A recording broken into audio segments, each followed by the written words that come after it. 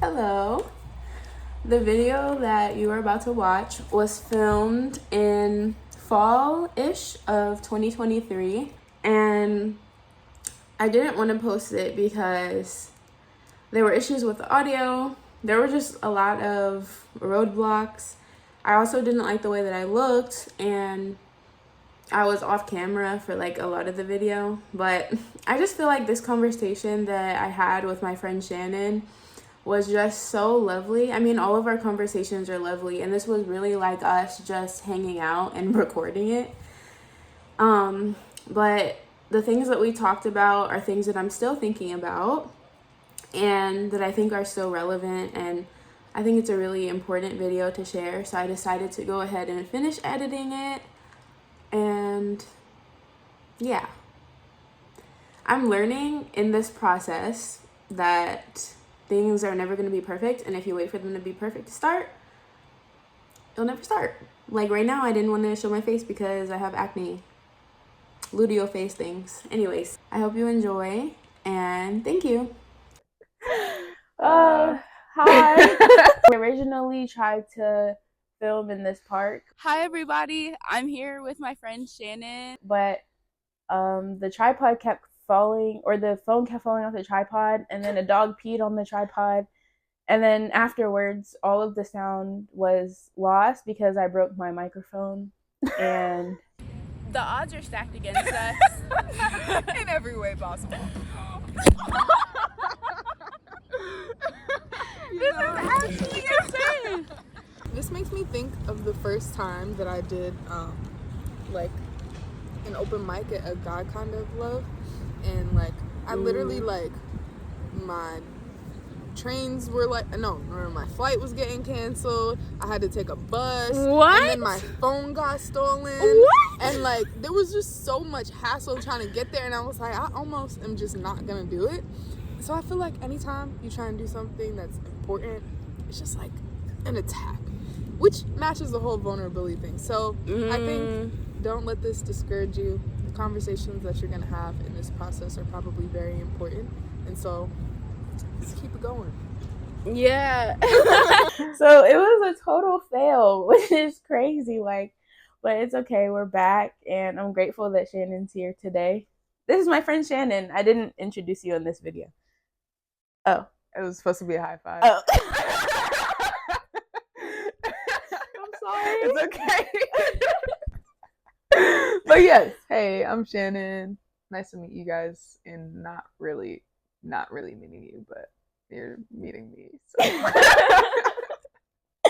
Well, yeah, it's a pleasure for you to meet Shannon. I promise you. She has so many great things to say, and I wanted to talk about like social anxiety and just connection with other people and like relationships, friendships, things like that. Mm-hmm. Because I feel like in our world, or like in our city, in our echo chamber of social media, whatever, people are experiencing a lot of loneliness and isolation. And I've been experiencing it a lot lately. So I wanted to like talk about that. Yeah. And just have like an organic conversation. Not really trying to like solve anything, but just talk about it. Yeah. Right. But imagine we do end up solving the whole world's problems in this one guy. That'd be so dope. But anyways, conversations can change the world, exactly. Yeah. I was kind of having a conversation about like connection and all of that yesterday. I was at Fam Jam. I don't know if you've heard of it, but it's kind of an event where people showcase their creative things. It's not all poetry or songs, just a variety of different creative things they do. And they had like cool. Yeah, it was dope. They had like a little bonfire after to just like talk. And I ended up talking to someone, and we were both just talking about how like, you know, when you're in big groups of people and it's like, I kind of don't want to be here. And it's not because like you don't want to connect with people, but it's the fact that, you don't want to talk about nothing, and it feels like people can be very satisfied having like small talk, like, oh, so how's your week, and it's like, you have no Yeah. reference for my life at all. Like, I could tell you, but I would have to give so much context for it to even make sense, and it's just weird, you know? Yeah. But in that conversation, it felt like we kind of broke the fourth wall, and it's like, I'm actually talking to you about something Mm. that matters, you know? Mm-hmm. So those are the conversations I enjoy. But part of why I think social anxiety can come up is because, like, I just feel so weird doing that dance where it's just like, let's pretend like we know each other, but we really don't. So, yeah. Let's pretend we know each other, but we really don't. That's so deep. Yeah. Ugh. Yeah. Because, like, there's so many people who you interact with on, like, a daily basis sometimes, and, like, you don't even really know anything about them. Mm-hmm. Like, you know how their day was yesterday, but you don't remember that. Yeah, exactly. Like, and we don't remember those conversations, and we don't care because we know that nobody is being really genuine. Mm-hmm. Yeah. There's probably a lot that we miss when we actually, like, are stopping to say, like, sorry, the sky looks so beautiful right now. It Ooh. looks so beautiful. It does look beautiful. But like, there's so much that we miss in those moments when it's just like, hey, how are you doing? But we don't really mean it, you know? Because there's one person who I think about in particular where it's like they do always mean it, and they do always take the extra mile to actually like hear you and like see if you're okay. And that same person, like, I just always see them having like these deep moments with people, like in some random corner, and I'm like, it's because when they stop and ask how you're doing, they mean it, and people know that, and people open up, you know? Yeah. I think I know who you're talking about. Yeah. Yeah, probably. But yeah, I think that is really beautiful, and I think that there's a possibility for change, like even if we individually take the initiative to like not feed into this like weird social dynamic, and like we choose to be the difference, then we can like spread that. And I noticed it like on my campus this past week. I don't know, like one thing for me that's really hard is just like saying hello to people. And I think like this is a whole separate conversation, but like, well, it'll probably come up. But like at Howard, like I go to Howard University, and Howard is like a very like just socially weird school, like, and people aren't necessarily the most like friendly or approachable. And like there can be someone who you've had a class with since freshman year, like you've always had classes together, you see them all the time, but you never say hello to them on campus. Like, or it could have even been someone you were at a party with last weekend, but they'll like walk past you like they don't even know you. And it creates like this weird like debate in your head of whether or not you should say hello to someone. And then like I don't want to play into that, because then I would even do like the go on your phone thing. Like I'm not texting nobody. No, but it just feels so icky to me. Yeah. Like I don't want to feed into that, so I just started saying hi to people. And like some people are genuinely like shocked, but nobody has been rude. And like some people will be like, oh, I don't know, like some people act like they don't remember me. Oh yeah, you were in yeah, you remember her. Right. You remember me. It's okay. That's funny. But yeah, even that has like caused a total shift in not only like other people's experiences, but my own experiences and interactions with other people. And it's like easier for me to say hi. Yeah, that's dope. It's fun. That makes me think of two things. Okay. One of which is just this random time that I said hey to a kid that on campus, like that was in my mythology class, I think. Shannon went to Howard too. Oh yes, I did. And they hit me up on GroupMe because like I don't know them. They didn't have my number, and they were just like, I just wanted to say you saying hey to me today really just like made my day. I was not having a great day, and I just kind of felt seen, you know? And I was like, literally, who knew just saying hi could like spark, you know, a little bit of joy in somebody's life. But then also, I kind of like what you were saying about like, I don't want to play into those social dynamics, so like let me stand against the status quo, because I felt like I would often find myself dissatisfied in social spaces because I'm waiting for someone to make the invitation to me that I can be a real person here, you know? Yeah. And so I'm like, you know what? Let me stop waiting and let me set the table for other people to show up as they are, you know? Because there isn't always going to be like someone else to do that inviting. So if you're the one aware of it, like, you can do it, you know? And so this is when I used to work at that like school. And so I would go up to people and ask them like a question of the day, or I'd give them like, ask them for a word, and then I would write like a poem the size of an index card about that word and like give it to them. I love that. Yeah, I'm like, I'm trying to foster like real connections here, and that was like the best way I can think of. So. That's so special. Yeah. It was a fun time. I really envy people who can like, it's weird because like what am I trying to say? I feel like in a way, me and you are part of like the same tribe. Like we have so much in common, just like in our personalities and stuff. And I think like, I feel like I'm a hot mess and I'm so like self-critical. But then when I see like you doing something, or just like the way that I see you, like I think you're an amazing, beautiful person in everything that you do.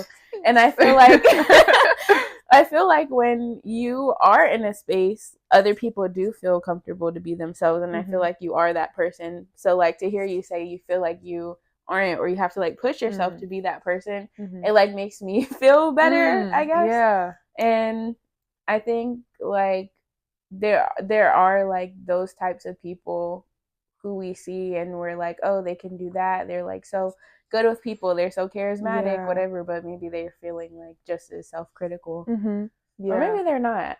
No, that is so real. This is like something I was thinking about. First, thank you. That so makes me warm. You're welcome. I appreciate it. And I do feel like we're very similar as well. And yeah, like those are, that's a side tangent. I'll connect that later. But what I was about to say was that I've been thinking recently about like, what does confidence actually like mean, and what is it, and what does it look like?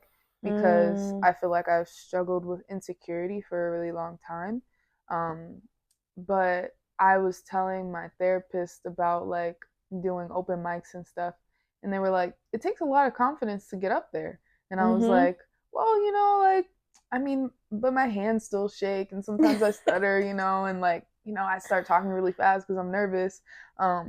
But I'm like, maybe confidence doesn't always come in that neatly wrapped package that I've always made it out to be, you know? Like, maybe confidence is that gift under the tree that's like, it's wrapped really bad because who cares what's on the inside? Like, they know the value of what's on the inside, and so they kind of just package it up. Wow. Yeah. And I was like, I think that's more what confidence looks like. Because I've always made it out to be like a rose, you know, that cool flower that's a little bit mysterious.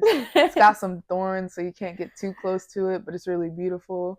But I'm like, confidence is more like the dandelion that everyone says is a weed, but it just keeps growing anyway. And it's like a very alarming shade of yellow. And it's like, whatever, who cares? And then like it turns into like a wish. And it's like, what?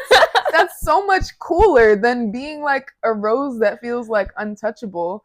And so I'm learning that confidence doesn't mean that I don't get nervous and that I don't shake and that I don't talk really fast sometimes. Like, it's not always what we make it out to be. There's so much in that. Yeah. That was a word. Like, yeah. Wow. And then also like that like false perception of confidence that you initially had isolates you from other people, because the rose being untouchable literally means that the rose isn't able to connect. Exactly. Because I'm like, the moments that I feel like my coolest or whatever is like, is moments when I feel like people don't actually know me, you know? I'm like, I never even noticed that until you said that. Wow, Yeah. it's like, yeah. yeah, People will like see like one aspect of your life and they're Yeah. like, wow, you're so cool. Yeah. But then they don't know. exactly. They don't know. Yeah, exactly. Because that's what I was thinking. I'm like, I just described confidence in terms of like flowers, but if it was people, you would think the confident one is like, oh, that person that wears the sunglasses. It's like da da da. But it's like the people that you probably see is most confident in a lot of situations. Sometimes are the ones that don't put themselves in spaces to feel vulnerable, the same way for you to see different parts of them. Not everybody, but the image that I've had in my mind usually is like that. So, yeah. I have a question. I like questions. How do you see like, or what sense do you make of people who are really good at like pretending? Like they put on a mask and like the person they present themselves as is totally different from who they really are. Like I'm trying to, it's like a specific archetype that I'm thinking of. I'm trying to like describe to you, like,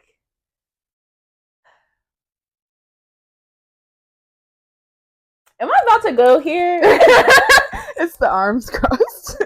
Because I don't know, but like a Insta baddie, for example, right? It's like you've worked so hard to you continuously work so hard to put effort into your appearance, the people you like surround yourself with, like all these different things that are about like status, and none of those people or things want you as you truly are. They want you to be this like created version. So how do how do you make sense of like how those people live? Yeah. I was low-key thinking about this today because I was thinking, I just had this random thought and I realized like most of my life the girl that I've wanted myself to be is not the girl that I am. I'm 24. I'm calling myself a girl, but still. And it's like I asked why do I want to be something else? And I realized like the other version that I've always tried to make myself is just something that I've seen as more lovable or more desirable than me. And so I feel like people who live in that space of like curating some type of image is for them it feels like I have to be this version to receive like attention, to receive affirmation, to receive love, to receive acceptance. And so even if like my version of receiving those things doesn't look the same way, like we're all trying to meet those core needs somehow. It doesn't look the same for all of us, but I think that usually you live in a higher state, I think, of anxiety in those spaces because it does have a lot to do with appearance. And so it's like, I can't step out not looking like those things or not like, I don't know, seeming like whatever. And so it seems, sorry. Oh, no, you're good. It just seems so like exhausting. Like, I don't, it makes me really sad. Yeah.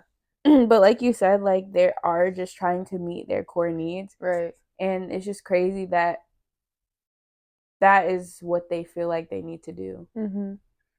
Yeah, I remember for a while I thought that was the road I was about to go down. You thought you were about to be an IG baddie? Yeah. Like I was low-key like I was this was before you knew me though. Okay, yeah, your values have probably changed. Yeah. I like I used to like wear like wigs all the time and just like, not that there's a bad thing in it, but like I didn't like my hair, and so and like I had to stop wearing makeup for a while because I just felt ugly without it, Wow. And so then it was like I hadn't worn it in 2 years. I literally threw all my makeup out. And then for a while when I started wearing it, I was like, now I don't feel like myself with it, And it was like, wow, it's crazy what God can do when you like give him the space. And I'd also been off of social media for 2 years as well. And so I think social media has a lot to do with like the comparison and who you think you should be. And contributes to a higher state of social anxiety because you have more reference for different expectations of what acceptable looks like. Whereas when you're not on it, you're not really thinking about that type of stuff as much. That's so true. Yeah. Unless like you just so happen to be around people who care about it. Yeah, exactly. And then they make you feel insecure about yourself. Yeah. So then you go look at it. I forgot you're still on the college campus, so you're very much like still around a lot of this, I feel like. Oh yeah. Yeah. But yeah, how has that like transition been from like college? I mean, you still work on the college campus. Yeah. But not at HBCU. It feels so much different. Really? Yeah, I'm like, I don't compare myself to like, I'm not gonna say it, but right. In other words, yeah. So it's like a different environment. But when I step on Howard's campus, like when you invited me to the open mic thing that was there, it comes rushing back. It's like, oh my gosh, the insecurity is in the air. Like it just feels like just a tense environment, low key. It feels like a competition. Yes, exactly. It does. I feel like it's been a transition, good ways and good in some ways, bad in others, or maybe not bad but more difficult. Like just I don't think they prepare you for how you have to navigate friendships afterwards, because everyone isn't in the same space or season, and it's a lot harder to stay connected. That's sad. Yeah, but I don't feel the same sense of like constant like competition and comparison every day either, so that's a good thing. Before like my first half at Howard, like I mean, obviously like I wouldn't say that I've ever been like an ugly person, but I just didn't put as much effort into my appearance. And like generally like people didn't treat me like poorly, but I realized that after I like started dressing up more and like putting more effort into my appearance, people started being nicer to me and like wanting to be my friend or just being interested in what I have to say, which is like weird, but wow. Yeah, it was a very like sobering experience. Wow.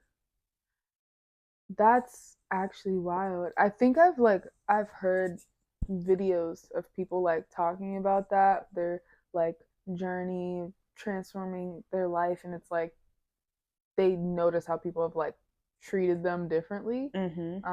But I've never really sat and thought about that. Like your whole life, it feels like no one actually like wants to talk to you. You know, that's a really that like makes my stomach sink type of feeling. You know? Yeah, it's really sad. Yeah, and it's like invisible unless you experience it or you know someone who has. Yeah, exactly. Wait, have you heard the poem that I wrote? Like the first line is, "Man's gaze has never felt safe to me." Yeah. Okay. Yeah, because it reminds me of what you were just talking about. Because it feels like why is my value tied to you noticing me? You know. It really is terrible. Yeah, and it's like it makes you feel like such fickle of a person, because one day you're seen, one day you're not, you know, one day like you're acceptable, the other day like things are different. And so it's like this isn't something stable enough for me to put my value in. Yeah. But it's so integrated into the culture just in general, even with like stuff like Love is Blind. That's honestly why I'm like, I like this show, but I can't watch this season. Like I'm like trying not to, because I'm like, I don't want to ingrain any deeper the idea that like my beauty or my this or my that is my worth, or that a relationship or someone choosing me for marriage has anything to do with like how valuable I am, you know? Yeah. There's enough undoing I have to do there already. So let me not make it any worse. I don't know, like that this whole topic is so weird because of how much like I definitely have been wired and like brainwashed to think a certain way, or even like I saw somebody in a TikTok saying this. I'm so glad she said it because like it's kind of like a touchy subject, but she was like, I will see girls who like aren't as pretty as me or conventionally attractive and feel bad for them and like judge them or be like, even or no, I think this was my own commentary that I added in my own thought, which was that like sometimes like I'll see a girl who like doesn't look that cute like or whatever because of what she's wearing, and I'm like, oh no, she could have been so cute if she did this and this, and it's like why does that just matter? do her? And like, I mean, I'm glad we're being real about it, you know, like, but it's just like, why does that matter so much, and why are we putting so much like value into appearances? Does it start with the way we see ourselves or the way we see others? What do you think? Which does it start with? I think it starts with the relationship that you're taught to have with yourself, you know? Because I think naturally as kids, like, little kids will run around looking busted with like not even thinking about it, you know? They don't care. They don't want to fix it. Right. And they're like, it's fine. Literally, it's fine. And then like, but like the relationship that their like parents or whoever the world like teaches them to have with themselves, then they start holding themselves to a different standard, and then they learn like, oh, this is how I'm supposed to keep myself. Then they develop a code of how to judge other people. And so I think it starts with like how they're taught to view themselves and what makes them acceptable, you know? Wow. Yeah. I agree with that. Yeah. And I think honestly it all ties back to like social anxiety, because I think like the anxiousness is partially all the things that you're thinking about in the moment that make you feel unacceptable, so you can't fully feel comfortable in the moment, you know? Because I know if I'm talking to somebody, I remember I was all over the place because the whole time I thought I had something in my teeth. And I was like, please. That's so real though. Oh my gosh. Yeah. I think it was a podcast or something I was watching. What's it? I don't know, but it was something about how this person had like I think that they pretended to kidnap like someone's daughter and called their dad and was just like, yeah, like we got her, to blackmail them for money or whatever.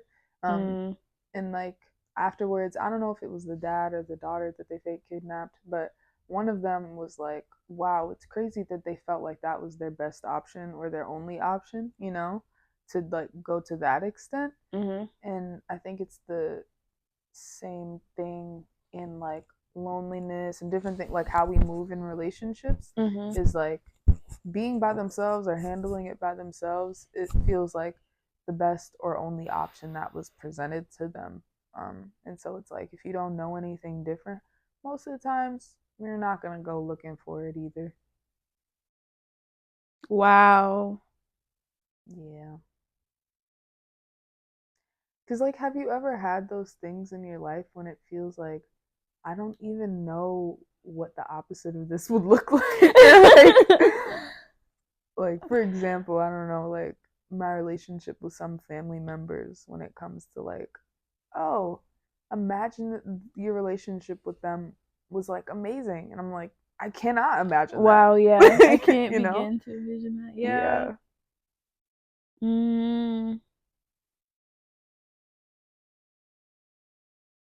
What ways? I think I feel that too with my family. Like I can't imagine my family not being chaos. Right. Actually, I feel like I think about it all the time, and I'm like, if my family wasn't chaos, I would have no problems in life. Yeah. Like I think I struggle with like, I know that's not the case, but I genuinely believe that. Yeah. But yeah, I also think about that with mental health issues too. Like what is it like to exist without anxiety? Yeah. Wow. And it feels like, is it possible? You know? Yeah.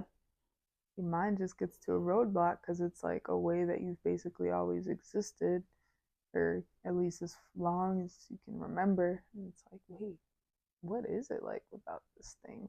Mhm. But then you meet people like when I studied abroad in Costa Rica, one of my professors, she taught holistic health and she taught health and nutrition, and it was like a sustainability based approach. And she was just talking a lot about like the spirituality behind like um the things that we do on the planet. And a lot of it, some of it, I didn't agree with everything that she was saying. Like I had to take and leave some of it, but she was just such like a peaceful person, and I could tell that she had really like cultivated a life that was healthy, and it showed me that it's really possible. And it was just really beautiful to see that in her. Yeah. And I think there were also so many other people in Costa Rica who exist without mental illness. And of course, I don't know like what happens in the depths of their mind, or even like obviously I don't know like what happens with their soul. Like that's between them and God, but it just seems like there's so much peace, or there is for sure at least a lot more peace than what the average American experiences. And it's just so sad that we're under all this pressure, and in order to like escape it, you have to have some type of privilege. And when you have the privilege, or I feel like I have the privilege to one day like escape it if I want to, like I feel guilty. That was like a whole tangent, but that I feel like I've been talking a lot. So wait, the last part. You said that you feel like one day you will have the privilege to escape it, but it would make you feel guilty. Is that what you said? Yeah. Or maybe even, I think the guilt is even part of the anxiety that I can't even imagine living without. Yeah. But I think like even right now, just for, I don't know, like I feel like the life that I have right now is somewhat privileged, even though I don't have like everything. I have what I need. And I feel guilty about that. So I can only imagine like if I was existing in like a state of health, I might be tempted to feel guilty about it when there are so many people who don't, because they don't have the tools to reach it. Whether that's like physical resources or even just like mental, I don't know, because some people have just never, been exposed to better than what they see in their life. Yeah. Why do you feel guilty about having what you need?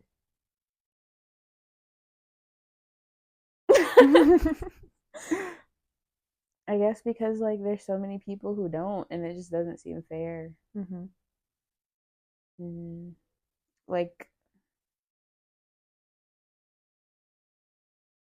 I've never necessarily been a hard worker. We were talking about this, maybe? No. Maybe. I don't know. Oh. It doesn't sound familiar yet. Okay. Weird. I remember talking to you about this. Oh, a while ago? No, like in our last. It's okay. Okay. I'll say it again.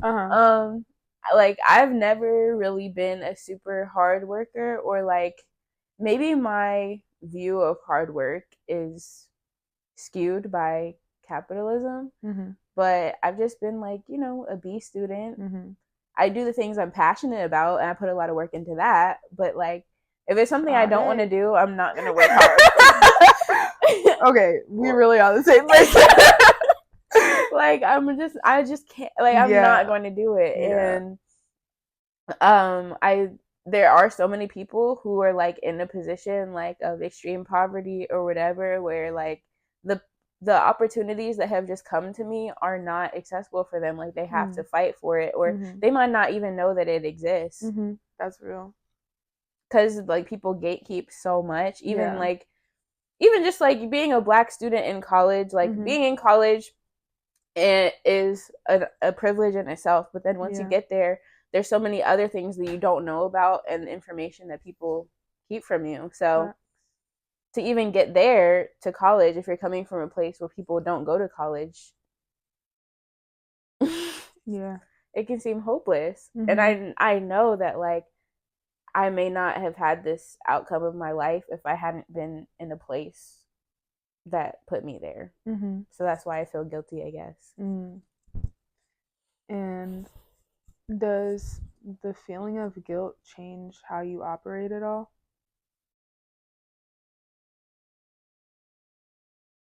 These are good questions.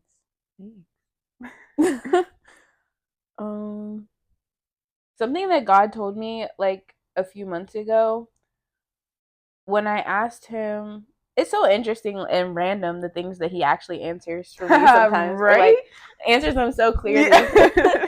But like I asked God, like, how can I like not live in anxiety? And he told me gratitude. And ever since then, and then like I over the past couple months I've been hearing like so many different scriptures like in passing that talk about how like gratitude and thanksgiving will help you to overcome fear and anxiety and even depression. And yeah, that's like something I've tried to incorporate in my life is whenever I feel like tempted to like feel guilty or anxious about what I have or like fear, like even like I can't even believe or accept the fact that like I live in this apartment and like I constantly am like, am I gonna get evicted? Like, I didn't even do anything. And I'm just like, this can't be real. And like so I take those moments and I try to just be like grateful for them and just like thank God for them. But I think like in the moments where I do forget to do that, I just get so wrapped up in worry that it just becomes more like darkness. Yeah.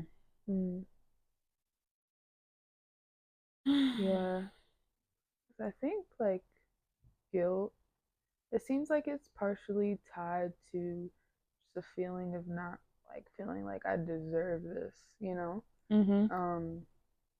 And I think that translates into anxiety because when you don't feel like you deserve something, naturally you're going to start to try to earn it, you know? And so if I don't feel like I deserve any of the life that I have, um, now I have to work for it, and now I'm striving for everything, even that I already have.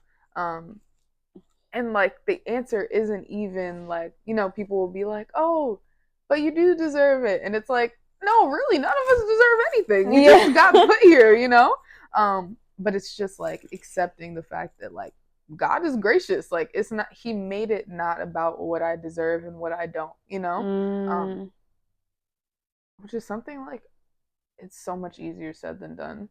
Um, but I think it's important because when we are in places and spaces where we have some type of privilege, the anxiety or the guilt that we feel might cause us to not like utilize the influence that those spaces give us, you know.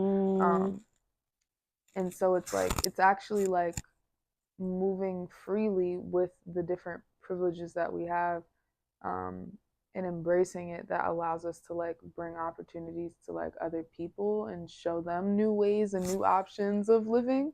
But when you're kind of just like stuck in a corner of like, I feel like I shouldn't even be here, it's like, oh, stop worrying about that and pull other people up there with you. You know, that shouldn't be there either. That's like a full circle moment. Yeah. To the beginning of the conversation. It's Yeah. like it starts really within you and making that decision to like be the difference for other people. Yeah. So that you can change the world around you. Yeah. That's real. Man. It's very interesting. It's like social anxiety connection can be something that's very daunting and like feels like there's a lot of scary walls to break through when it comes to having like real meaningful connection with people. But when you do, the things that can change, you know? It's Wow. like it's crazy because it feels like all the things that we have to break through are invisible, Mm-hmm. but they're really there. They're really there. Um, They are. yeah, But you can actually do it. yeah. So retweet to the courage that it takes to break through the invisible walls of people's hearts, The and get to the real invisible them. walls of people's hearts. Yeah. Wow, that's so deep. That's what it feels like sometimes. Um, but yeah. Well, what a natural and perfect ending. I just realized you're not in the camera. Oh, Like, I'm not? like half of you, but Oh not my really. gosh. But it's okay. It's okay. I couldn't see. I'll figure it out. But Yeah. I don't think I was out of it for too long. Me neither. Okay. Okay, well, I don't know what else to say, but besides besides thank you. Thank you for being here, Shannon. No problem. Thanks for having. Yeah. If you would like to support my channel, then please give this video a thumbs up and subscribe, and also comment if anything touched you in this video. Like, please keep the conversation going, because I think it's a really important one to be had, or it's like an ongoing conversation. This is just the start of it. So yeah, thank you for being with us. Bye. Bye.